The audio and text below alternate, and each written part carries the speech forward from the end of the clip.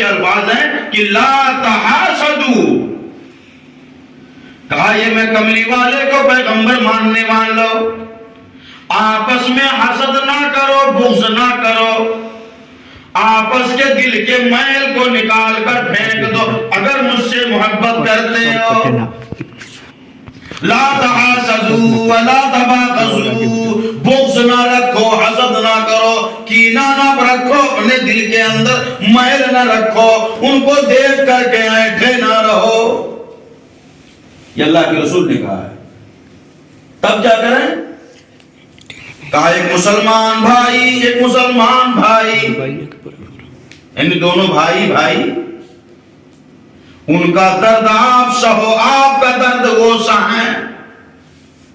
یہ مسلمان ہوتے ہیں، یہ مسلمانوں کے اوصاف ہمارے رسول نے بیان کیے. ایک سکے کا رخ تو یہ تھا جو میرے آپ کے ہاں ہے، جس کو حسد کہتے ہیں. دوسروں کی کامیابیوں کو دیکھ کر کے جلنا، دوسروں کی ترقی کو دیکھ کر کے جلنا، چین و سکون کو گنوانا، راتوں کو نیند نہ آنا. کہا تھا کہ آپن جربوا نہ یہ خرد ہے.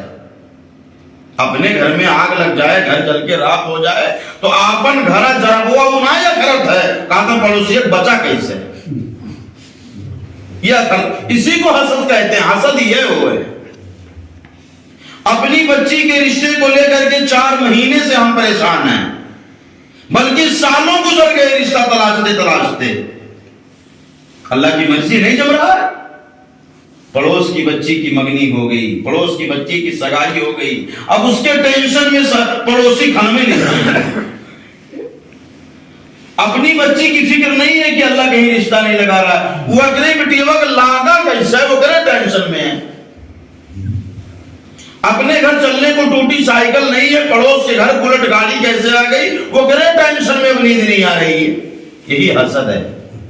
اور اسی سے بچنے کے لیے پیارے رسول نے کہا ہے. پھر کیا کرنے کے لیے کہا ہے؟ حسد سے تو بچنے کے لیے کہا ہے نا، کرنے کے لیے کیا کہا ہے؟ 2-3 باتیں اور بتا کے بات کو ختم کروں. کرنے کے لیے کیا کہا ہے؟ کرنے کے لیے قرآن کی آیت پارہ 19 سورۃ النمل، اللہ تعالیٰ نے پیارے نبی جناب محمد رسول اللہ صلی اللہ علیہ وسلم پر یہ قرآن اتار کر کے اپنی امت کو سمجھانے کے لیے کہا ہے. کہا حتی اذا اتوا علی واد النمل قالت نملۃ یا ایھا النمل ادخلوا مساکنکم. کہا ہے کملی والے جناب محمد رسول اللہ صلی اللہ علیہ وسلم قرآن پڑھ کر سنا دو حسد رکھنے والوں کو، آنکھ پھوڑنے والوں کو، اپنے دل میں آگ جلانے والوں کو. اے اللہ کے نبی قرآن پڑھ کر سنا دو، بلکہ قرآن کا ایک واقعہ سنا دو، قرآن کے ایک مخلوق کی بات بتا دو. ایسی مخلوق کا واقعہ سناؤ جو مخلوق میرے آپ کے قدموں تلے نہ جانے کتنے روند جاتے ہیں. ہم اپنی گاڑیوں تلے ان کو کچل دیتے ہیں. قرآن کہتا ہے ان کا واقعہ سنو. اے کملی والے اپنے ماننے والوں کو ان کا واقعہ سنا دو.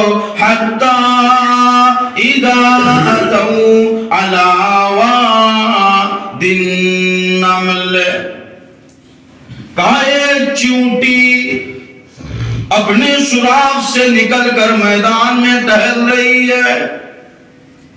اتنے میں اس کی نظر سلیمان کے لشکر پر پڑتی ہے. دیکھتی ہے سلیمان پیغمبر اپنے لاہو لشکر کے ساتھ ہمارے گاؤں کی طرف، ہمارے بستی کی طرف، ہمارے محلے کی طرف لوگ چلے آ رہے ہیں. چیونٹی نے دیکھا سلیمان کو، سلیمان کے ساتھیوں کو دیکھا کہ آ رہے ہیں. اب وہ چیونٹی کیا کرے؟ وہ دوڑی دوڑی آئی اپنے گاؤں میں، اپنے محلے میں، ساری چیونٹیوں کو جمع کر لیا. کہا یہ ہمارے محلے کی رہنے والی چیونٹیوں، ہماری بات پر توجہ دو، ہماری بات کو غور سے سنو، ہماری بات پر عمل کرو۔ ساری چونٹیاں جمع ہو گئی، کہا بتاؤ معاشرہ کیا ہے، بتاؤ معاملہ کیا ہے، اچانک آپ نے ہم سب کو یہاں کیوں بلایا ہوا ہے؟ کوئی مصیبت ہے، کوئی ماجرا ہے؟ کہا اے چونٹیوں کی جماعت، ہم نے اپنے آنکھ سے دیکھا ہے سلیمان کو آتے ہوئے ہمارے گاؤں کی طرف آ رہے ہیں، ان کے ساتھ ان کے ساتھی بھی ہیں۔ آگے چونٹی کہتی ہے،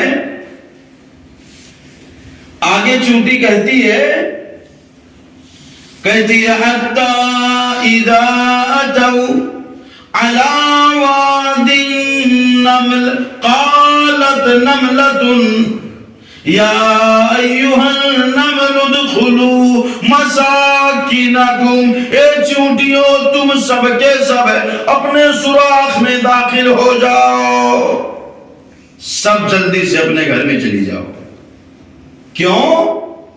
وجہ بھی بتا رہی ہے، لا يهتمنكم سليمان وجنوده وهم لا يشعرون۔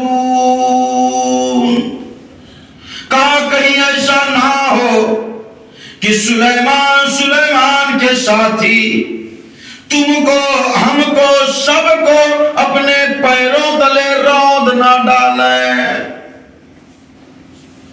فتبسم ضاحکا، سلیمان کے کان میں جب چونٹی کی آواز آئی تو مسکرانے لگے، چونکہ سلیمان کو اللہ نے وہ طاقت دیا تھا کہ آواز سنتے تھے، پہچانتے تھے، سمجھتے تھے۔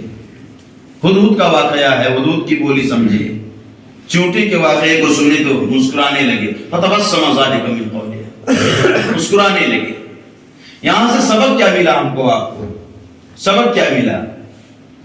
سبق یہ ملا کہ اگر وہ چونٹی چاہتی تو خود دیکھی تھی وہ مصیبت کو، اگر وہ چاہتی تو اپنی جان بچا لیتی، بھائی چپکے سے آتی، اپنے گھر میں ہل جاتی، دروازہ بند کر لیتی، جیسا ہم کرتے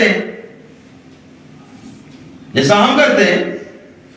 لیکن اس نے ایسا نہ کیا، بلکہ سوچا کہ بہتر یہ ہے کہ اپنے ساتھ تمام گاؤں کا بھلا کر دوں۔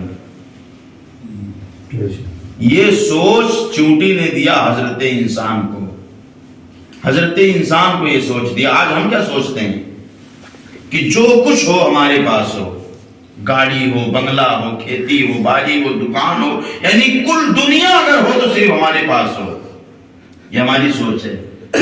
چونٹی نے یہ پیغام دے دیا۔ اللہ والو، یہاں سے سبق لینے کی ضرورت ہے ہم کو، آپ کو۔ آج میرے آپ کے اپنے ذہن میں اگر یہ چیز آ جائے کہ جو اپنے لیے ہم پسند کریں، اپنے بھائی کے لیے بھی پسند کریں۔ اگر ہم کو اللہ نے دال روٹی دیا ہے، ہم خوش ہیں، تو اپنے بھائی کے لیے بھی دعا کریں اللہ اسے بھی دے دے دال روٹی۔ ہم اپنی بچیوں کی شادی وغیرہ کر کے فری ہو گئے تو ہم بھی اگر اپنی پڑوسیوں کی بچیوں کے لیے رشتہ تلاشنا شروع کر دیں، ان کے لیے دعائیں کرنا شروع کر دیں، دیکھو کتنا سندر ماحول بن جائے گا۔ امن ہی امن ہوگا، چین ہی چین ہوگا، سکون ہی سکون ہوگا۔ لیکن جب یہ دل کے اندر سے میل نکل جائے گا تب یہ چیزیں ہوں گی۔ اور یہ کیسے نکلے گا؟ چونٹی کے واقعے سے ہم کو، آپ کو کچھ سبق ملا۔ اب یہ تعلیم کون دے رہے ہیں؟ یہ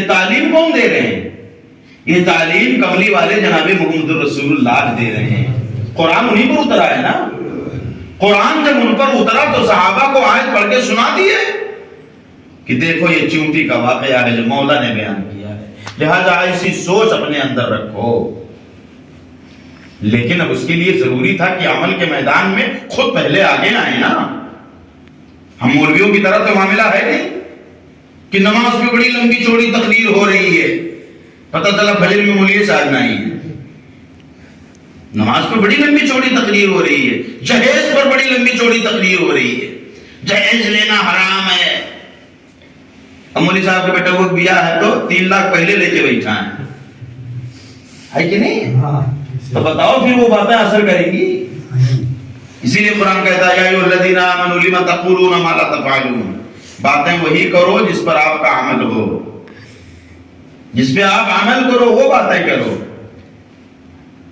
تو لیکن اب نبی محترم ہیں نبی محترم کو بھی پہلے کرنا پڑے گا، جی ہاں کرنا پڑے گا، عملی میدان میں اترنا پڑے گا، اپنے آپ کو پیش کرنا پڑے گا، مثال دینا پڑے گا، تب جا کر کے صحابہ آپ کے پیچھے چلیں گے۔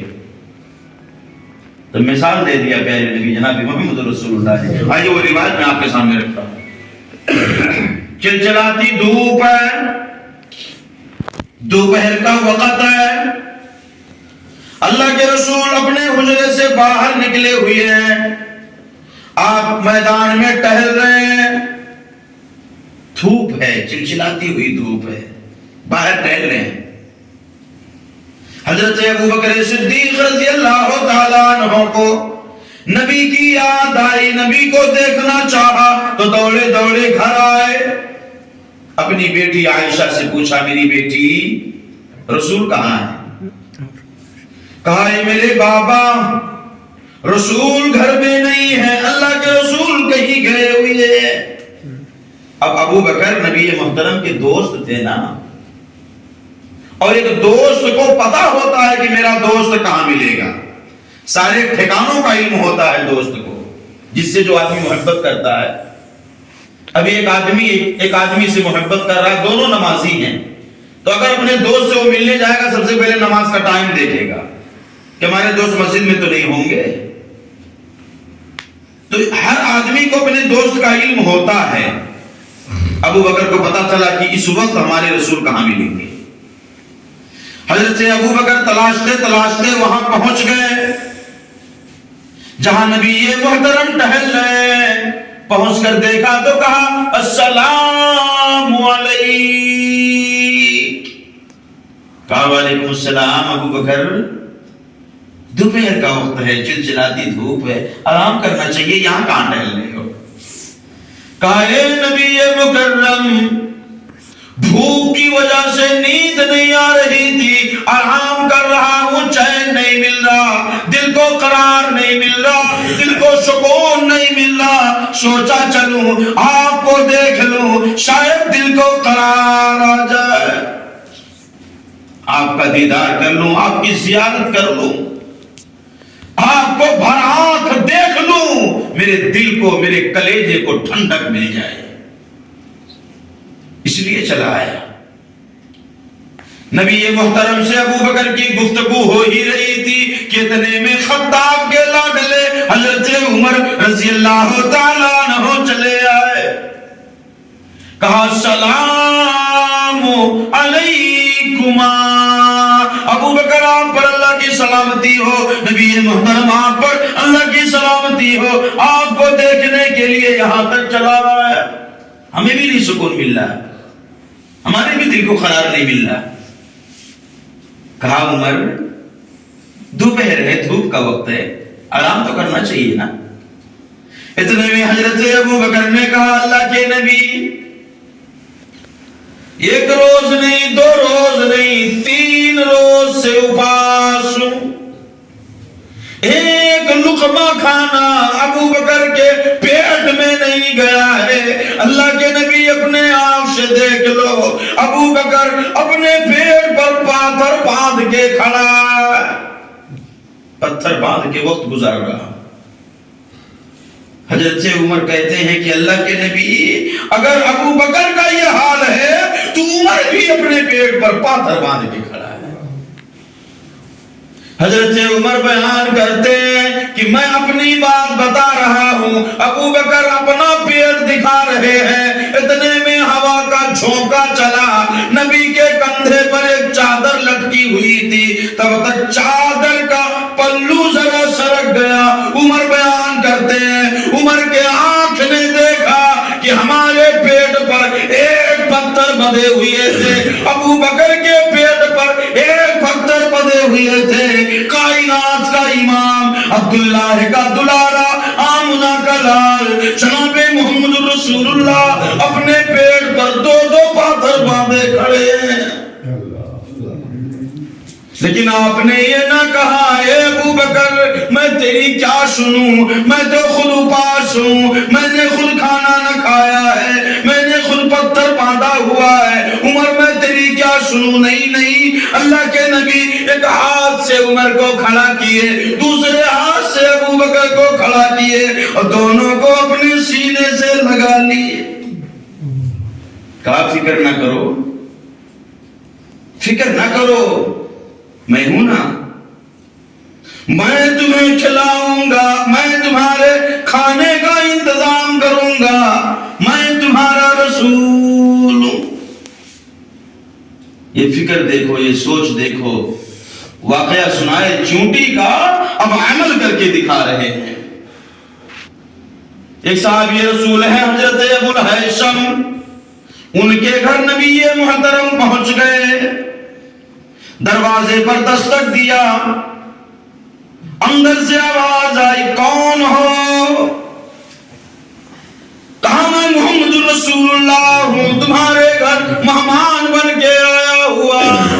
اللہ اکبر۔ عورت کے کان میں آواز پڑے، عورت مارے خوشی کے، عورت اپنے گھر میں دوڑنے لگی، کہا اے مدینے والو، آج کی تاریخ میں مجھ سے زیادہ خوش نصیب کوئی نہیں، ہمارے دوبارے نبی محترم آئے ہیں، وہ بھی ہمارے گھر مہمان بن کے آئے ہیں۔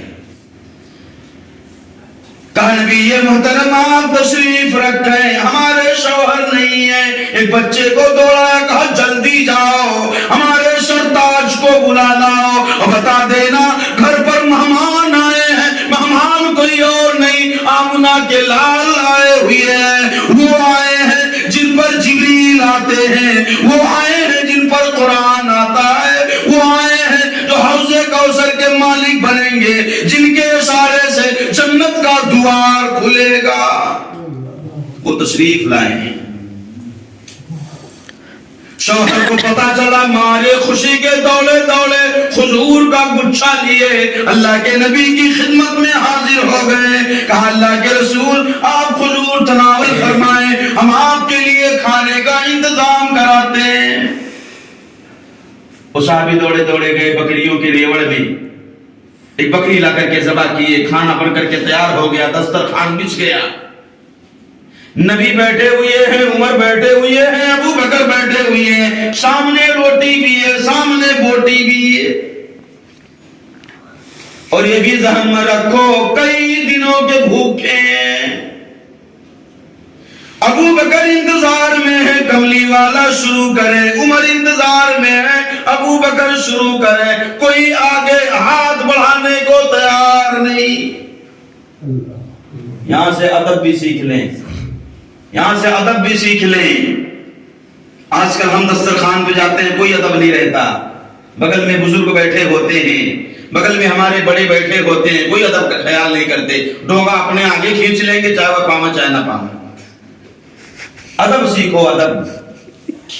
حضرت عمر سوچ رہے ہیں میرے نبی شروع کریں، ابو بکر انتظار میں ہیں، ہمارے نبی شروع کریں، سب کے سر جھکے ہوئے ہیں، زمین کی طرف دیکھ رہے ہیں، ہمت بھی نہیں ہے کہ نبی کو دیکھ لیں، ہمت بھی نہیں ہے، یہ نہیں کہہ پاوت ہے کہ کہانی شروع کرتے، ہمت نہیں ہے، بس انتظار میں ہیں کہ رسول اجازت دیں گے تو کھائیں گے۔ اتنے میں عمر کہتے ہیں میری آنکھ نے دیکھا کہ رسول کی داڑھیوں سے آنس ٹپک رہا ہے، رسول کھانے پر بیٹھے ہیں اور رو رہے ہیں، آپ کی داڑھیوں سے آنس ٹپک رہا ہے۔ ابو الہیثم نے دیکھا کہ نبی رو رہے ہیں، ابو الہیثم کہنے لگے اے ہمارے پیغمبر آپ کیوں رو رہے ہو، رونے کی وجہ کیا ہے؟ کہیں یہ تو نہیں آپ کو میرے مال پر کوئی شک تو نہیں ہے؟ میرے مال پر کوئی شک تو نہیں ہے آپ کو؟ کیوں رو رہے؟ حلال ہے اللہ کے نبی، حلال ہے۔ کہا اے ابو الہیثم تیرے مال پر میں محمد کو شک نہیں ہے، قرآن کی ایک آیت ہے جو میں محمد کو رونے پر مجبور کر رہی ہے۔ کہا ثم لتسألن یومئذ عن النعیم، یہ آیت میں سوچ رہا ہوں اس لیے رو رہا ہوں. کل اللہ انہی نعمتوں کے بارے میں اللہ سوال کرے گا. میں سوچ رہا ہوں اللہ کہیں مجھ سے نہ پوچھ لے اے محمد رسول اللہ تم تو روٹی کے ساتھ بوٹی کھا رہے تھے اور تمہاری امت بھوکی سو رہی تھی. نہ جانے کتنے گھروں میں آگ نہیں جلے ہیں. ارے گھروں کی بات کیا کروں. میری لخت جگر, میری نور نظر, میری آخری بیٹی حضرت فاطمہ آج کئی دنوں سے اپاس ہے. میری بیٹی کے گھر بھی آگ نہیں جلا ہے. اے ابو الہیثم ایک کام کرو, میری لاڈلی کو روٹی پہنچا دو. آپ اندازہ لگاؤ اس بات سے کہ نبی محترم جناب محمد رسول اللہ کو کتنی فکر ہے. یہاں سے ایک نکتہ اور بتا دوں کہ نعمتیں خوب کھاؤ. نعمتیں کھانے پر ممانعت اسلام میں نہیں ہے, لیکن جب نعمتیں کھاؤ تو اس پر اللہ کا شکر ادا کرو. ایک بات. دوسری بات اس بات کی بھی فکر کرو اللہ نے ہم کو طاقت دے رکھی ہے. ڈیلی ہم گوشت لے کے آتے ہیں, مچھلیاں لے کے آتے ہیں. ہمارے گھروں میں بریانی اچھے پکوان ڈیلی پکتے ہیں. اللہ نے ہم کو طاقت دیا ہے. ڈیلی 1500 کے میٹ مچھلی لے کر کے ہم آ جاتے ہیں. ہم آپ کو نہیں منع کریں گے, اسلام نے بھی نہیں منع کیا ہے. لیکن ایک بات میں آپ کو بتا دوں, اپنے لیے آپ لاؤ, ڈیلی لاؤ, روز کھاؤ, لیکن اللہ والو اس بات کو بھی ذہن میں رکھو اسی گاؤں میں کوئی ایسی بہن بھی بستی ہے جس کا سر پر اس کے سہاگ کا سایہ نہیں. ایسے بچے بھی رہتے ہیں جن کے سروں پر والدین کا سایہ نہیں, جو بقرعید کو چھوڑ کے بقرعید تک ان کے پتیلی میں گوشت کا ٹکڑا نہیں گیا.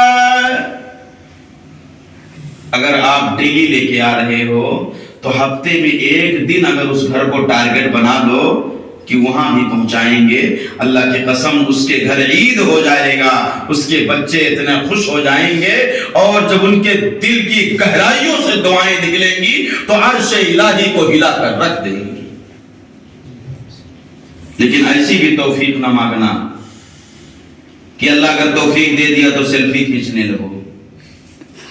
میں نے دیکھا تھا کچھ دنوں پہلے سے, لاک ڈاؤن کی شاید بات ہے, پیپر میں بھی وہ چیز آیا تھا کہ بعض لوگوں کو کیلے بانٹ رہے تھے. ابوالکلام میں کیلے بانٹ رہے تھے, لاک ڈاؤن کی بات ہے. تو اب وہ ایک کیلے کو ایک مریض کو پکڑا کر کے اور 4 منئی پکڑے ہیں, وہ کیا ہوا اور فوٹو لیتا ہے. ایک کیلا 4 منئی پکڑے ہیں, فوٹو لیتا ہے. اگر ایسی توفیق ملے تو نہ کرنا, ذلیل نہ کرنا ان غریبوں کو, ان غریبوں کو رسوا نہ کرنا. ہمارا مولا کیسے کھلاتا ہے, رات کے وقت, رات کی تاریکی میں, مغرب کے بعد جا کر کے وہ تھیلا دے کے چلے جاؤ, سبزی کا تھیلا دے کے چلے جاؤ, گوشت کا تھیلا دے کے چلے جاؤ. اللہ کی قسم بڑا سکون ملے گا, بڑا چین ملے گا, آپ کے دلوں کو ٹھنڈک ملے گا. ایسا کر کے تو دیکھو, کبھی ایسا کر کے تو دیکھو, مزہ آئے گا, سکون ملے گا. اور ہمارے رسول نے یہی کیا, ہمارے رسول نے یہی کیا. وہ نبیوں میں رحمت, وہ نبیوں میں رحمت, لقب پانے والا, امراد غریبوں کی برلانے والا. ہمارے رسول ایسے تھے. اماں خدیجہ گواہی دے رہی ہیں, ہمارے رسول پر جب آسمان سے جبریل اتر گئے اور قرآن پڑھ کر سنا دیے, ہمارے رسول کو بخار آ گیا, پریشان ہو گئے. ہمارے رسول پریشانی کے عالم میں اپنے گھر آئے اور اماں خدیجہ سے کہنے لگے کہ اے خدیجہ, اے خدیجہ, زملونی زملونی, اے خدیجہ مجھے کمبل بڑھا دو, اے خدیجہ مجھے کمبل بڑھا دو, اے خدیجہ مجھے بخار ہو گیا ہے اور میری طبیعت خراب ہو گئی ہے, آج غار حرا میں میرے ساتھ یہ حادثہ ہو گیا ہے. پہلے کبھی نہیں ہوتا تھا. ایک آنے والا آیا ہے جو مجھ کو یہی پڑھا